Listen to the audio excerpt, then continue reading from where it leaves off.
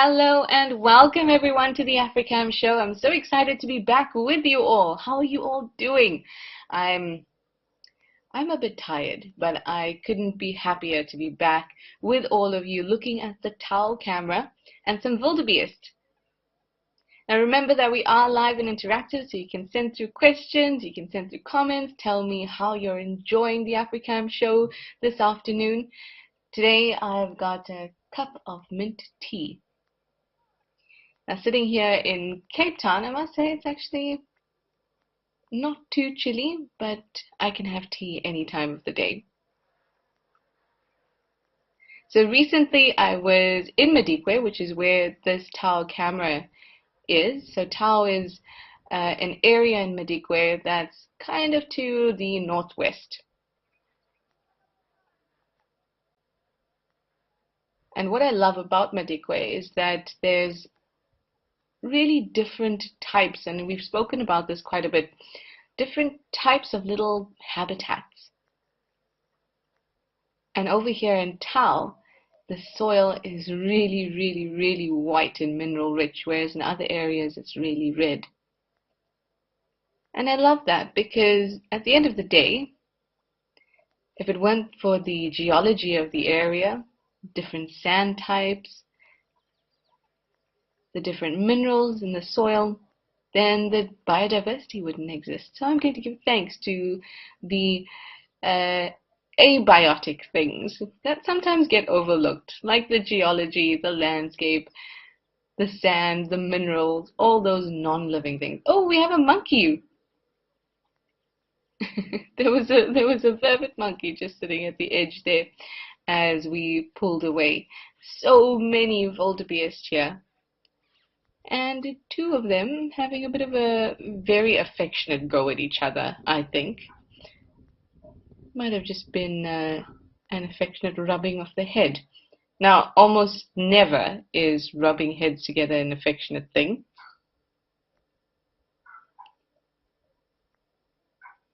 But it could just be a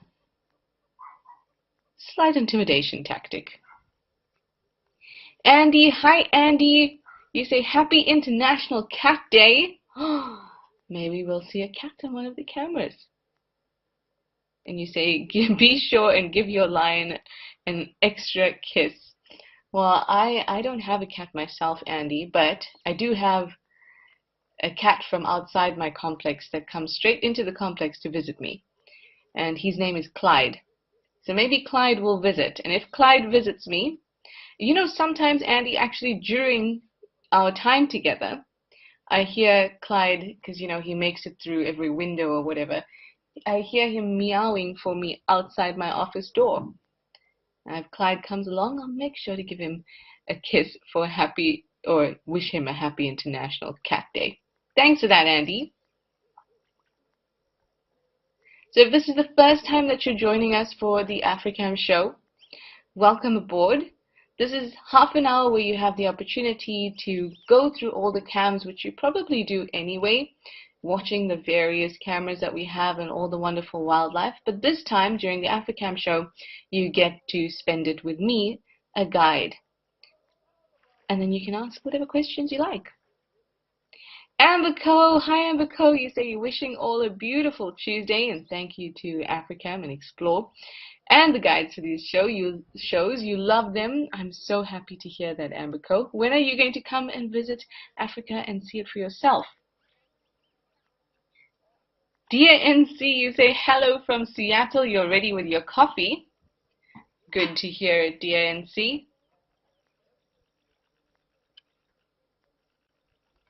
Coffee actually sounds like a good idea. I'm just having a look at the background there. I don't know if it's an elephant, maybe a giraffe. It looks rather tall, but I can't get a clear view of what that is. Just in the treetops. I think it is a giraffe. Hopefully it'll come out, it'll pop out. Oh, Auntie Jan too, it's coffee break time. Coffee break and wildlife, yes please. Bob from Kalamazoo. Hi, Bob. You say, welcome back, Trishana. I'm always happy to spend time with all you Africamers. Always, always happy. Timber Grace, you say, good morning from Minnesota. You're ready to learn and you've got your coffee in hand. Love it. Love it.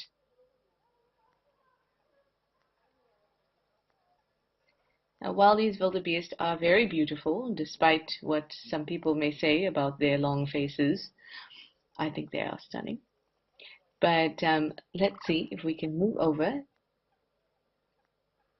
to an animal that is a little more striking, although I don't like to make comparisons. There we are. We're over at the Oldonyo cam now. And we've got the giraffe. Oh, I love this. I've been going on a deep dive on giraffe physiology recently.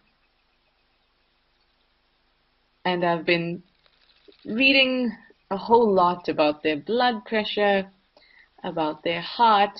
I know we've spoken about the fact that the blood rushes to their head and then rushes back every time they're in this compromising position of having to tip their heads forward and drink. But when you get into it, there's just so much going on from a cardiac perspective. So much. Their average blood pressure is about double ours, double a human's. And at first, and it's actually something that I learned way back, that giraffes have a big heart. Not that kind. Although I'm sure they do have a big heart in the more softer sense. But physically, I learned back then that they have a very large heart. So a giraffe's heart is about 11 kgs. But when we think about the size of their heart in comparison to their body, it's actually proportionate. So it's not particularly large. So the thought process is that, so just imagine that neck is about 2 meters tall. So blood that is pumped from the heart has to pump all the way up against gravity, 2 meters to reach the top of its head. That has to be a very, very, very strong heart. And so that's why it was thought that it was the 11 kg heart, because of the size that was allowing giraffes to be able to, be alive. But it appears that it has more to do with the different chambers in the giraffe's heart. Oh, look at this. What a calloused head you have, mister. And so much going on in there. Yes. Whole network of blood vessels and valves to allow you to tip forward and drink. Oh, isn't that stunning? This bull looks quite worn and quite old. And I think that's an important note, because something that we learned a while ago, but has since been disproven, is that giraffes will get darker as they get older. But getting darker is not necessarily related to getting older as much as it is related to the production of testosterone, which is related to dominance.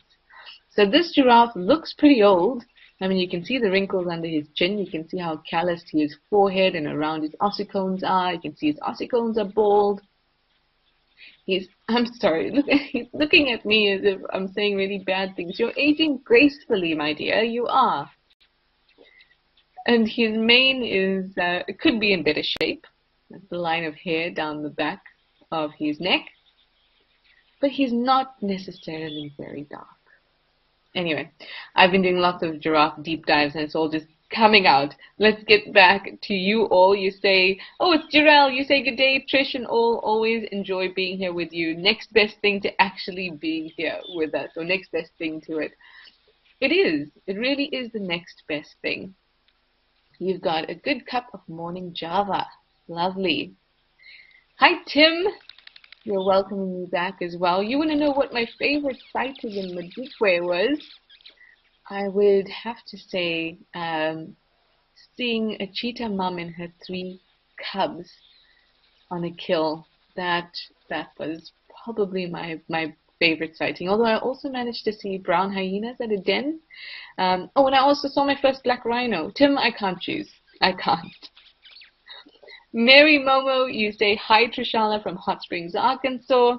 Enjoying the rain and my large glass of spring water. Very nice. Although we've got me craving another cup of coffee. Don't do it, Mary Momo. Don't do it. Oh, look, a Marabou stork. Oh, how cool. Oh my goodness, this is so cool. Hello, beauty. Probably not the first word that comes to mind when you see a Marabou stork, but I think they're stunning. Thanks for that, Bob. It looked a little ostrichy. Bob from Kalamazoo is just telling me that it was an ostrich in the background. A Tau, thank you. And Lara Moore, welcome aboard. You're commenting on the giraffe. You say that's a tall one. Are you talking about my deep dive? Or the giraffe? The giraffe is beautiful. Now, our Marabou stork. Gosh. They really do look like a much older man. A very grandpa look about them. And essentially that's because of the lack of feathers around the face. And I mean also that hair sac that's kind of bulbous. Oh, it's moved off. Hopefully it comes back. But it makes sense if you're a scavenger. You're spending a lot of time in some pretty rancid stuff. Oh, beautiful. Got an olive baboon. Yes, check your behind. Oh my goodness, everything's just happening here at Otoyo. And I keep being pulled.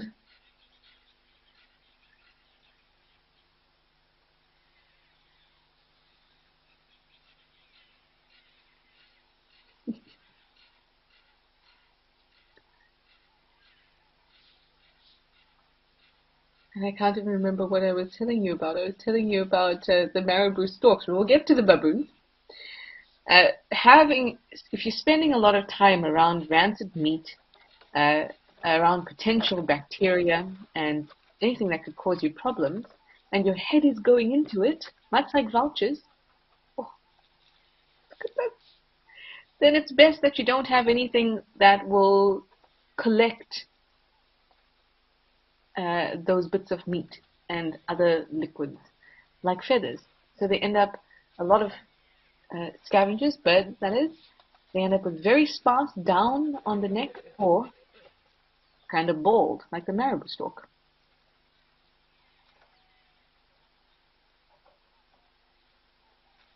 Oh, this is lovely. Oh, you're missing a tail.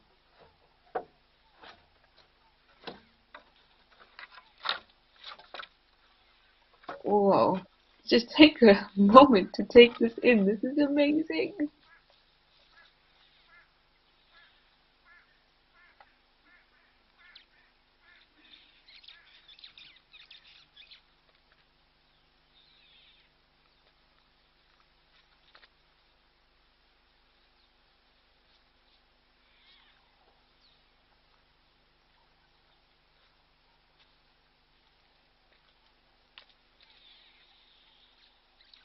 I think this might also be a good time to kind of go through olive baboon, yellow baboon, because even I find it very, very tricky.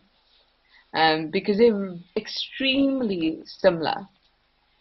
And not only are they very similar, they also are known to breed. So you might get an olive yellow baboon. And it's just going to be so difficult to tell. Look at these bottoms in the air on both sides.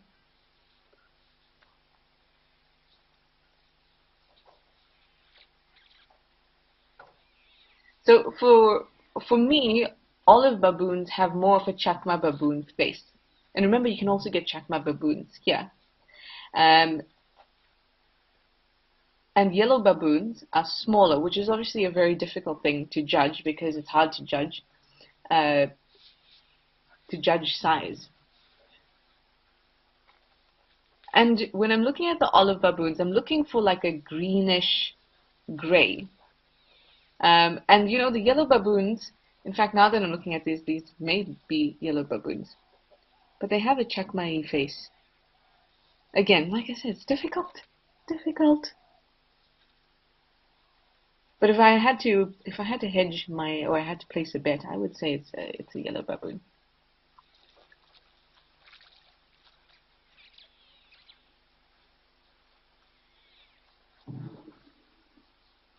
What do you think? And tell me why. It's very interesting to watch them. So yes, sorry. When I said to you that we also get Katmai baboons, I mean on the cameras you will also see Katmai baboons, not necessarily here, but you may also see Katmai baboons across the cameras. So it can be a little bit tricky. I think these youngsters look quite yellowy, but the older one looked more olivey.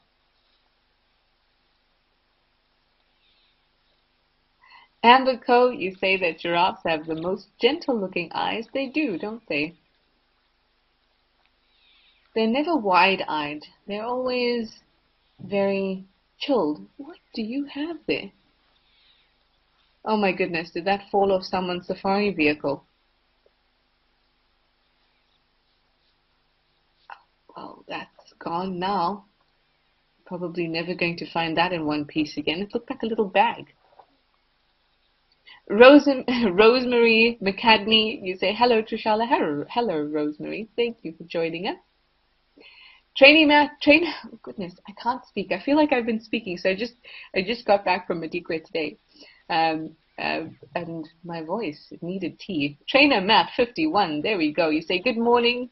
You're a little late today, but that's okay. And you've got your iced coffee in hand. Ooh, it's a little chilly for iced coffee, Trainer Matt. But I'm sure where you are, it is all good. Mary Momo, right? You say that giraffe was seriously listening to what was being said about him when I was describing that he was in fact looking quite old. Yes, he gave me a bit of a stink eye. But Amberco also a very gentle stink eye. And Rosemary, you're loving this scene. It is beautiful. It's just so much happening. I mean, in the few minutes that we were here, we had 2 giraffes, we had a Marabou stork, and now these baboons.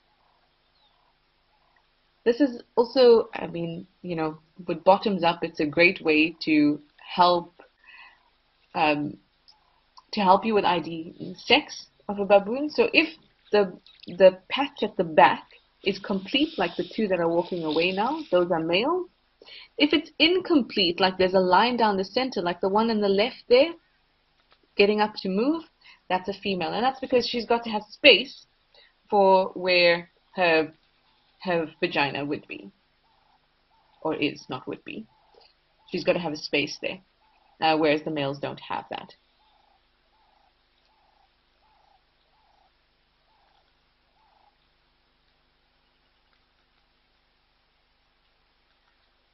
Leela May 6 Ohio, you say giraffes and elephants are your favorites, and you also say hello to everyone.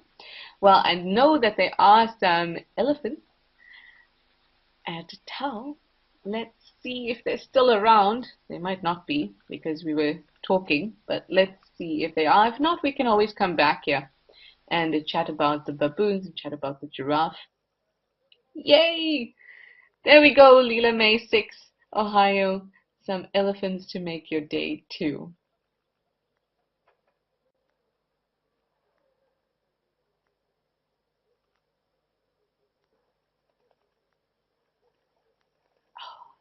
So lovely. The elephants in this area are, for one, really numerous. So I've never gone a day where I didn't see elephants when I was in this area. and they are really very gentle, very relaxed.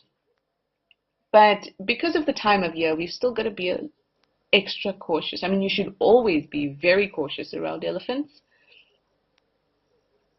But at this time of the year, maybe just a little bit more. And that's because there are a lot of elephants in this area, for one, and it is very dry. So there's less vegetation available. And I mean, like with anybody, there's not too much food to eat, you're going to get a little bit cranky. So they do get a little bit grumpy, but we always, always maintain safe distances from elephants. And if they want to approach you, you give them the space to do that. You don't just drive up and, intrude on their space.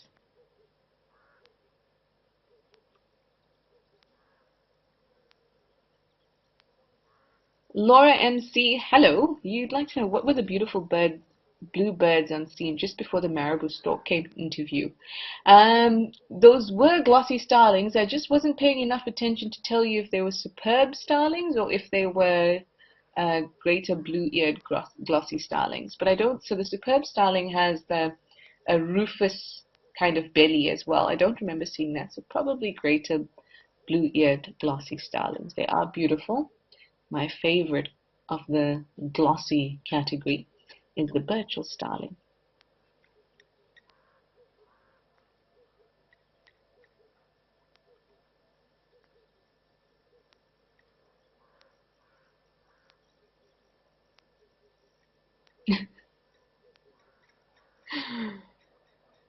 Oh, I just read Kirsten's message that the baboons steal pillows from the hide. Okay, that makes a lot more sense. We can chat more about the baboons when we head back to Old Audio, but for now, let's spend some time with the elephants. Rosemary and McCadney, you say gorgeous elephants. They are. We've got some bulls. You can see that they've been having a good time in some water. In fact, our Laura Moore is just asking what's the dark splattering on the sides of these elephants. So there are a multitude of soil types in Madikwe, and there is quite a lot of black cotton soil as well. So if you can see here at Tau, there's the very white sand towards the edge there, and closer to the water it's much darker. So those dark splatterings that you're seeing, it's probably just some of that black mud that those bulls have thrown onto them. Oh, we've got a springbokkie at the back there. Rolling trouble, you're rolling right in. Well done, you made it. Hello, thank you for joining us. Lila May 6 Ohio, you say yay for the elephants. Yes, we love elephants.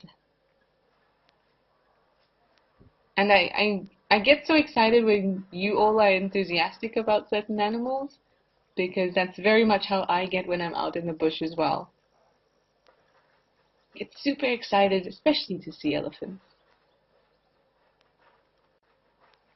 So what we were looking at on this side was a little bit of a breeding herd. You could see there were youngsters and a few cows, or one cow. Whereas the ones we were looking at before were bulls.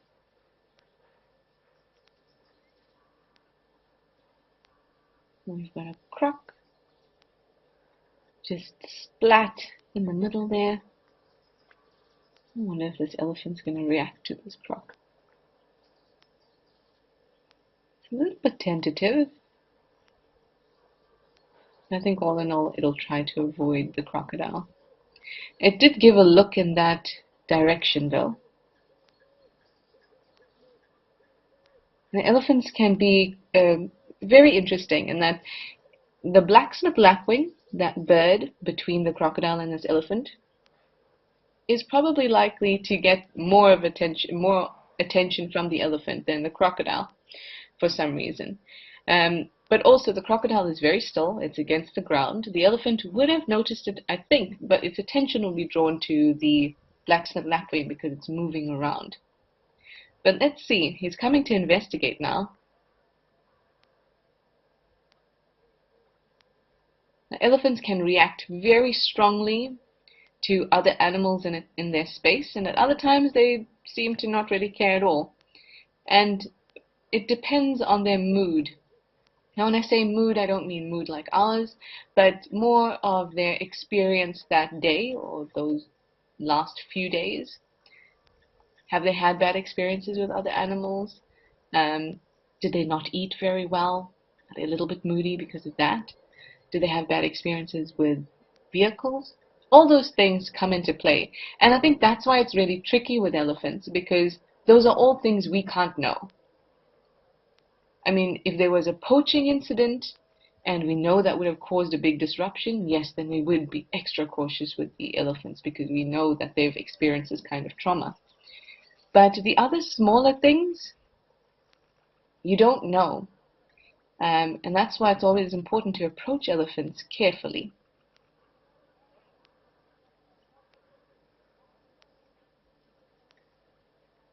Kirill Klimov, hello, you say hi, you love the African animals and the savannah. Oh, welcome on board, you're going to love that. We're going to love all that we have to offer here, all our cameras. Jirel, you wanted to know if that's an armadillo in the forefront? No, that was just a crocodile. No armadillos to report in Africa, but that was just a crocodile that was in a I think just the angle of the camera made it look a bit like a ball. Our Lara Moore, you say, interesting the range of shades of the dirt and the mud there. It really is, because just by looking at these elephants, I can tell that they've been to an area where the soil is really red. And goodness, I saw elephants that look brick red, so red here at Madikwe where Tao is. And then I've seen elephants that have been throwing themselves with the black mud, that cotton soil, the really fine black clay. And then also really pale white elephants, like here at Tao, just because they've been throwing that sand on them. So in a way, the elephants carry part of the landscape on their bodies through dust bathing.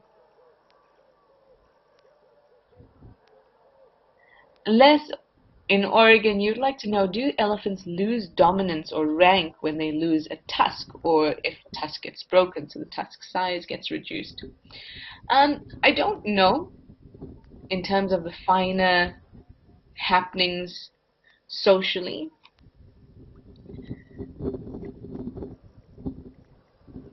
There've been a couple, there are ongoing studies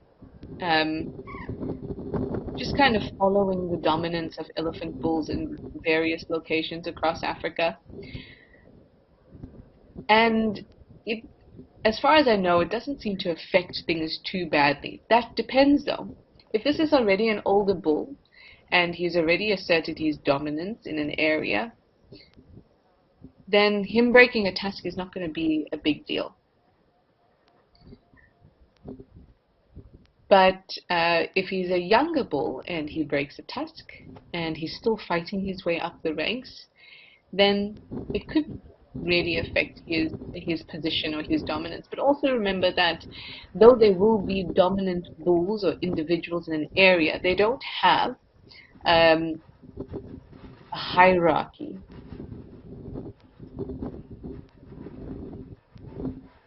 So they don't have to be submissive to other bulls in the area. There's just usually, just like with a matriarch, there's no hierarchy within the herd. There's just a matriarch and there's everyone else. And matriarch is just the oldest, most experienced female. She doesn't fight for that position. And similarly, in bachelor herds, the dominant bull is not necessarily fighting for that position. But having good long tusks, like tuskers tend to be quite dominant because they have very big, large tusks, it's definitely going to help them. And yes, they do fight each other to assert their dominance. So if you have a broken tusk, that might not, land in your favor. But within the whole social structure of elephants, a lot is related to experience and age. Leela May 6 Ohio, you'd like to know, do the tusks grow back if they're cracked or broken? No, they don't. So the tusks are just modified incisor teeth. So they have a structure just like teeth, and once they're broken, they don't grow back.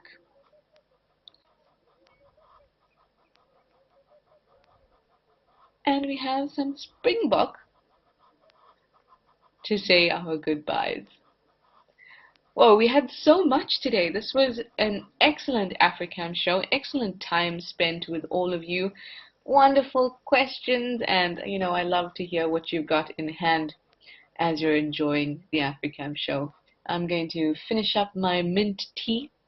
Thank you so much for spending this time with me and our different locations and all these wonderful animals. I mean, giraffes, elephants, baboons, marabou, stork, impalas, springbok, whew, crocodile. So much, and that's not to mention the scatterings of birds as well. Thank you all. I'll see you again soon, and bye for now.